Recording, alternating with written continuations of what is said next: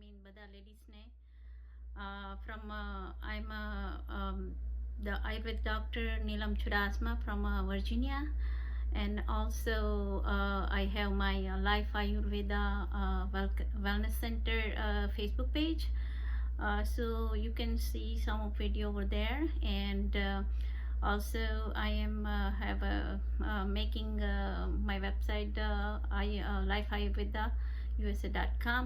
So in a future few days I have my website ready, and also so I'm doing Ayurved consult, and anybody interested, this is just on phone and online on FaceTime.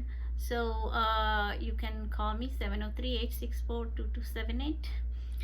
And also I will say thank you to all the SPCS Women Forum ladies, whoever inviting me to speak a little bit about Ayurveda in this beautiful platform. And so let me start because I have just 10 minutes.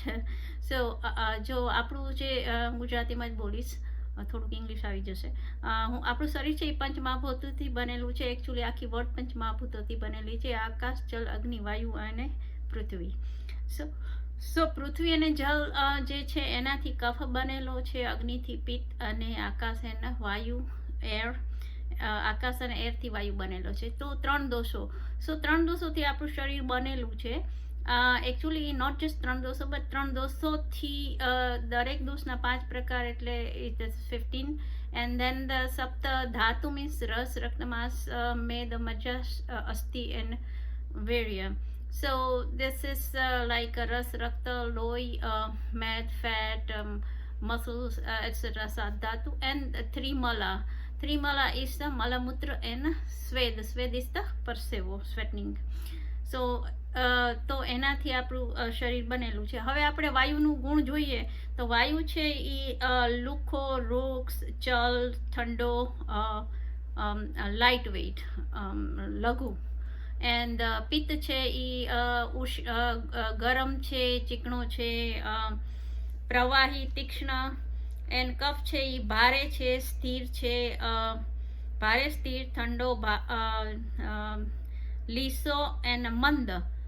Cough is મંદ and heavy છે, જ્યારે વાયુ છે એ લઘુ and light weight છે. And ચલ છે, મોર એક્ટિવ છે. કફ છે એ શાંત, just like lazy kind of the right.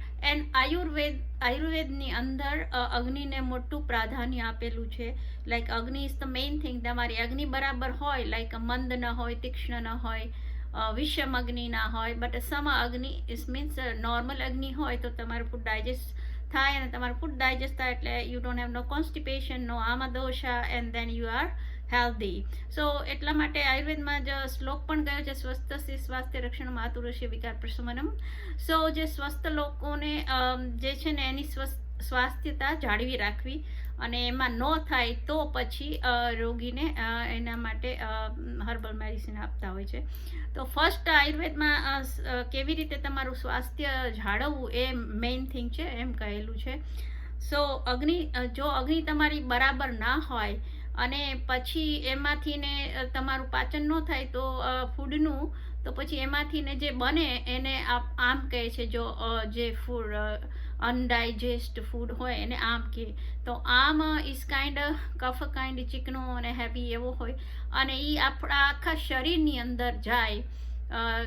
નીમાં જાય તો ની પેન થાય, બેકમાં જાય તો ત્યાં બેક પેન થાય. Wherever is go as you have that kind of disease. So and actually આયુર્વેદની અંદર 3 મેઇન પાયા છે જેને સ્તંભ કહી શકાય: આહાર, નિદ્રા અને બ્રહ્મચર્ય. સો મેઇન થિંગ ઇઝ આહાર છે આયુર્વેદમાં. આહાર is the food, and sleep, નિદ્રા, એને પણ મોટું મહત્વ આપેલું છે. હવે હું તમને આપણે વયની સાથે સરખાવીએ તો જ્યારે બાલ્ય અવસ્થામાં કફ હોય છે, યુવા અવસ્થામાં પિત્ત, અને ઓલ્ડ અવસ્થાની અંદર વાયુ હોય છે. એટલા માટે જ્યારે ઓલ્ડ થતા હોય છે બધાને ત્યારે વધારે, એટલે વાયુને લીધે જોઈન્ટ પેન વધારે થતા હોય છે. હવે ટાઈમ વાઇઝ કહું તો સવારના 6 to 2 કફનો ટાઈમ છે, બપોરના 2 થી 10 પિત્તનો, અને 10 થી 2 વાયુનો હોય છે. સો સવારના કફનો ટાઈમ હોય છે, એટલા માટે ખાસ કરીને જે કફ પ્રકૃતિના હોય એને તો બ્રેકફાસ્ટ કરવો જ નહીં, વાયુ પ્રકૃતિને બ્રેકફાસ્ટ કરવાની જરૂર, બીકોઝ એને લઘુ ગુણ છે એટલે એને કરવો જોઈએ. અને બપોરના ખાસ કરીને તમારે મોટું મીલ લેવું જોઈએ, કારણ કે ત્યારે સૂર્ય માથા ઉપર હોય છે અને સૂર્ય આપણા અગ્નિમાં ફૂડને પાચન કરાવડાવે છે. સૂર્ય ઇઝ ધ મેઇન થિંગ, સન. સો બપોરના હેવી મીલ તમે લઈ શકો. એન્ડ સાંજના પાછું લાઇટ લંચ, લાઇટ ડિનર લેવાનું. એકચ્યુઅલી તમારે સૂર્ય ઉદય થાય કે સૂર્યાસ્ત થાય એ દરમિયાન જ ખાવાનું. સૂર્ય ઉદય પહેલાં પણ નહીં ખાવાનું, સૂર્યાસ્ત પછી પણ નહીં ખાવાનું, બિકોઝ સૂર્ય એમાં મોટો ભાગ ભજવે છે તમારા ડાયજેશનમાં, અગ્નિને પ્રદીપ કરે છે. સો એટલા માટે આજકાલ આપણે લોકો રાતના સૂર્યાસ્ત પછી ખાતા હોય છે, કે સમટાઈમ સૂર્યોદય પહેલાં પણ ખાતા હોય છે. And other thing is the fasting after night to other day morning, minimum 12 hour, maximum 16 hour. So just you eat the lunch and the dinner, no breakfast. Breakfast તો અત્યારે જ બધાએ કીધું છે કિંગની જેમ બ્રેકફાસ્ટ ખાઓ, બટ એ હકીકતમાં એ સાચું નથી. એનાથી જ આ બધી ઓબેસિટી થતી હોય છે. હવે બીજું કે સિઝન દિનચર્યા કહું. દિનચર્યાની અંદર આયુર્વેદમાં એવું કીધું, સવારે ઉઠીને સીધું જે કંઈ તમારું પ્રાણાયામ, યોગા, એક્સરસાઇઝ, ઉષાપાન એટલે વોર્મ વોટર પીવું અને પછી યોગા એક્સરસાઇઝ એ બધું કરવું. તલના તેલનું માલિશ કરવું અને પછી ગરમ પાણીથી સ્નાન કરી અને ત્યારબાદ તમારે પહેલાં જે બ્રશની બદલે, કારણ કે આજકાલ ટૂથબ્રશમાં બી સુગર આવતી હોય છે, એટલે બાવળનું દાંતણ ઇઝ ધ બેસ્ટ, બિકોઝ એમાં કટુતિક્ત કષાય રસ છે, એનાથી કફનું તમારું કફ બધું મોઢામાં હોય છે એ બધું ક્લીન થાય છે. એન્ડ પછી તમે ગંડૂસ અને કવલધારણ તેલનું જે કોગળો કરીને રાખો ને એ પણ, અને નશ્ય સાંજે ને સવારે નાકમાં જે ટીપા નાખતા હોય છે તેલમાં, એને નશ્ય કહેવાય. એનાથી ઉપરના માથાના બધા જે રોગો છે, સ્ટ્રેસ છે, એ બધામાં તમને હેલ્પફુલ થાય છે. એન્ડ તમારા રાતના સવારે મોડામાં મોડું 6 વાગે ઉઠવું અને રાત્રે મોડામાં મોડું 10 વાગે સૂઈ જવું. પૂરતી ઊંઘ લો તો પણ તમને બીજા બધા ડિઝીઝમાંથી બચી શકાય છે. પછી વિરુદ્ધાહાર, just like a combination of the food, દહીં અને મૂળો, દૂધ અને કેળા, દૂધ અને ફ્રૂટ, દૂધ અને માછલી, સમથિંગ લાઇક દેટ. એનાથી પણ રોગો થતા હોય છે, એટલે વિરુદ્ધાહાર ન ખાવા. એને આજકાલ આપણે પંજાબી ફૂડ ખાઈએ છીએ તો એમાં ખટાશ, દૂધ, બધું જ ક્રીમ બધું નાખતા હોય છે, તો રિયલી બેડ. દેન આયુર્વેદમાં 13 વેગ, અધારણીય વેગા કયા છે. અધારણીય વેગા means you don't have to એને ધારણ નહીં કરવાના. જસ્ટ લાઇક ભૂખ લાગી હોય, તરસ લાગી હોય તો આપણે અવોઇડ કરીએ છીએ, એ અવોઇડ નહીં કરવાનું. રડવું આવતું હોય, છીંક આવતી હોય, બગાસું આવતું હોય, આપણે ગેસ નીકળતો હોય, તરસ લાગી હોય, શ્વાસ ઉલટી વગેરે બધા જે વેગો છે એને ધારણ નહીં કરવાના, કારણ કે એ બધું તમે ધારણ કરો એનાથી તમને ડિઝીઝ થતા હોય છે. બીજું આયુર્વેદની અંદર 6 રસ કયા છે. મધુર અમ્લ લવણ, કટુતિક્ત કષાય. 6 રસ દોષો ઉપર કામ કરે છે. દોષ એક્ઝામ્પલ લાઈક મધુર રસ છે, વાયુ પિત્તનો નાશ કરે છે પણ કફ વધારે છે. અમ્લરસ વાયુનો નાશ, કફ અને પિત્તને વધારે છે. સો એવી રીતે દોષોને વધારે છે ને એવું એ ટાઈપનું હોય છે. બટ બીજું એ કે આપણે રોજ 6 રસનો ટેસ્ટ લેવો જોઈએ, એવું આયુર્વેદમાં કહેલું છે. મધુર, અમ્લ, લવણ, કટુતિક્ત, કષાય.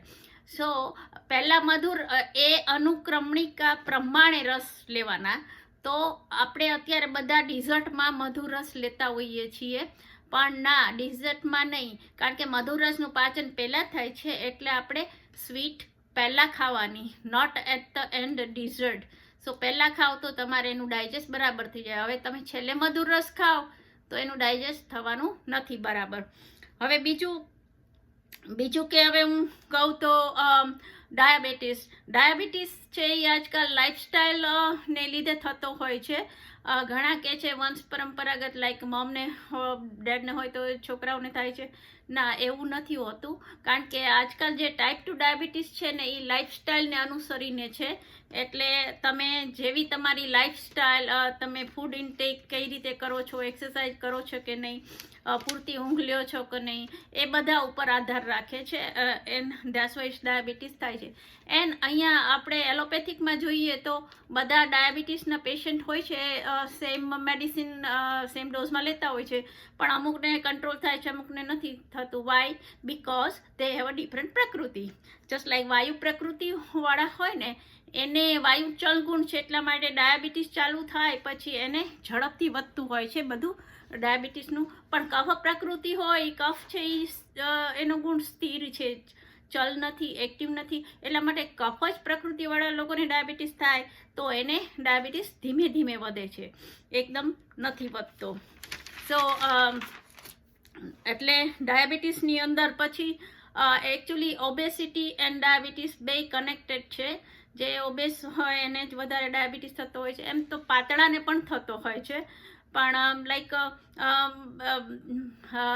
જે ઓબેસ હોય એને ડાયાબિટીસ થાય તો એને ડાયટ એને પ્લાન કરવાનો હોય છે. પણ જે પાતળાને ડાયાબિટીસ થતો હોય તો એને ડિફરન્ટ રીતે ચિકિત્સા ટ્રીટમેન્ટ કરવાની હોય છે. તો એમાં એને હેવી ગુણવાળા ફૂડ કે ટાઈપનું આપવાનું હોય છે. અને બીજું આયુર્વેદમાં પંચકર્મ છે. Panchakarma is the best. અત્યારે ડાયાબિટીસ છે એ સ્ટ્રેસથી પણ થતો હોય છે. ફૂડ એન્ડ સ્ટ્રેસ, એન્ડ પૂરતી ઊંઘ ન લેતા હોય, મોડે સુધી ખાતા જમતા હોય, સો એનાથી વધારે થતું હોય છે ડાયાબિટીસ. તો એના માટે આયુર્વેદમાં બેસ્ટ થિંગ, આયુર્વેદમાં એક સમન ચિકિત્સા અને શોધન ચિકિત્સા, બે ચિકિત્સા મીન્સ ટ્રીટમેન્ટ. સો સમન ચિકિત્સા છે એમાં તમને હર્બલ મેડિસિન કે ફૂડ કઈ રીતે ખાવું, એક્સરસાઇઝ આ તે બધું કરે. પણ શોધન ચિકિત્સા મીન્સ તમારા શરીરમાંથી દોષોને બહાર કઢાવે. જે દોષો છે એને લીધે diabetes or any kind of disease થયો હોય તો એને બહાર કઢાવે. તો એના માટે તમારે વમન વિરેચન, બસ્તી, વમન વિરેચન, નસ્ય બસ્તી અને રક્તમોક્ષણ અને શિરોધારા, એવી રીતે 5 કર્મ છે. પણ વમન એટલે ઉલટી વિરેચન, ઝાડા, નસ્ય એટલે નાકમાં જે ટીપા નાખતા હોય છે તે, અને બસ્તી, બસ્તી એટલે kind of enema or different kind of બસ્તી આવે છે. લાઈક કટી બસ્તી તમને કે બેકમાં દુખતું હોય તો, જાનું બસ્તી તમને ગોઠણમાં દુખતું હોય તો, એવી રીતે અલગ અલગ કાઇન્ડ ઓફ બસ્તી આવતી હોય છે. અને એક રક્તમોક્ષણ પણ હોય છે. રક્તમોક્ષણ એટલે એક ટાઈપનું એનિમલ ઈયળ જેવું એ હોય છે, એને જલોકા કહેવાય. જલોકા તમારા શરીર ઉપર મૂકે તો એ તમારું બેડ બ્લડ હોય ને દોષોવાળું, એ બધું ચૂસી લે. એટલે એનાથી પણ એ બધું તો અમુક જગ્યા ઇન્ડિયામાં ચાલે છે હજી, પણ અહીંયા તો શક્ય જ નથી, નો વે. સો એ નહીં થઈ શકે. પણ અહીંયા આગળ તમારે નશ્ય થઈ શકે. પછી શિરોધારા, શિરોધારા ઇઝ બેસ્ટ ફોર અપર રોગો, અપર બોડી રોગો, eyes, nose, mainly in the stress, obesity, diabetes, એ બધાની અંદર જે શિરોધારા, તેને third eye therapy, third eye therapy treatment કહી શકાય. તો એ બેસ્ટ હોય છે એના માટે.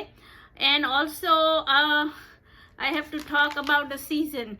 So here in India we have 6 seasons, but here we can count 4 seasons: the winter, summer, spring, and the fall. So winter, fall and late winter is the કફ, વાયુ વધારે હોય છે એટલે વાયુનો વૃક્ષ એવો ગુણ હોય છે એટલા માટે. And then the winter and એટલા માટે આપણે વિન્ટરમાં હેવી સ્વીટ વગેરે ખાઈએ છીએ, બીકોઝ વાયુ છે એ લઘુ ગુણવાળો છે એટલા માટે.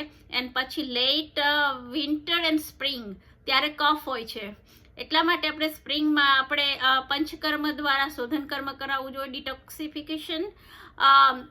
એના દ્વારા જે અંદર દોષો, કફ વધારે ભરાઈ ગયેલો હોય છે, બીકોઝ સ્પ્રિંગમાં વધારે સનસાઇન આવે એટલે ઓગળે, પછી એને શરીરમાં તમને રોગો કરે છે, એટલે જ બધાને ફ્લૂ વગેરે થતા હોય છે. તો એના માટે તમારે સ્પ્રિંગમાં ક્લિન્ઝિંગ કરાવવું પડે.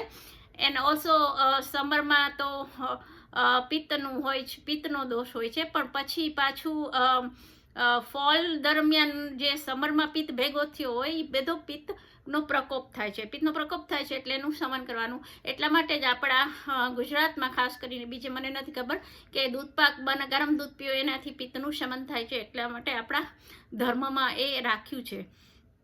સો I think that's about it, because મને only 10 to 12 મિનિટ આપી છે અને ઓલરેડી 14-15 મિનિટ થવા આવી છે.